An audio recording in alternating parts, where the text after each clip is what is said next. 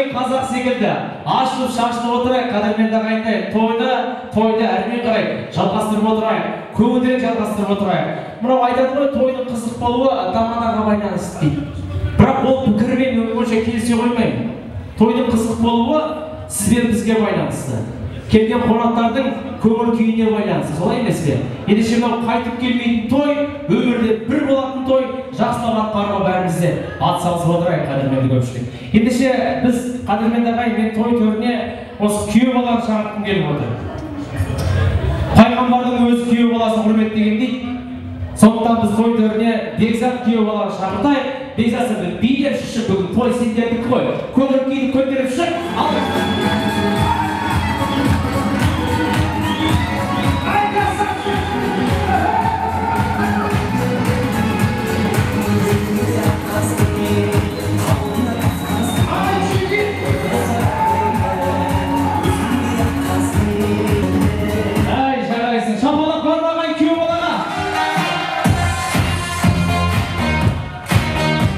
Бәрекелі, күйеу бала енді достар, тойдың қызық болуы бәрімізге байланысты. Күйеу бала ортаға алып шығарған себебін досымен танысайық деген. Есімі кім? Асылхан. Асылхан, уже қанша жылдан бері доссыңдар? 10 жылдай. Ортаға шақыршы. Ашылқа кел.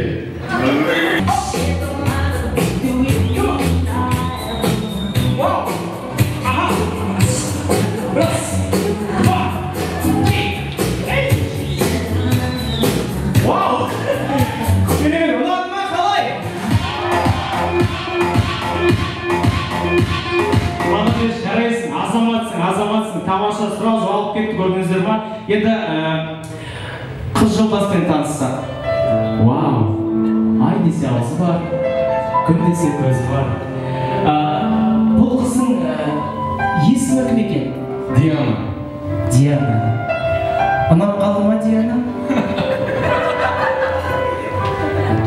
Біз әлі шақырған жоқпыз ғой сізді.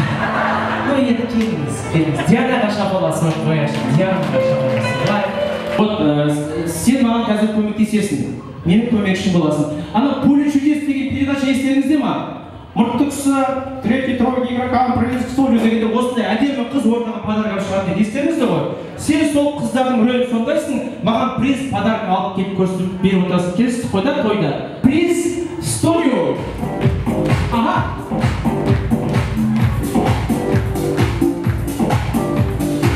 Диана, рахмет. Сен бір Артемді асығып картошка алып жүрген сияқтысың. Әдемі кішкене театральный көрініп ортаға шығу керек, мұны ағыланы шабалап соғып қояйық.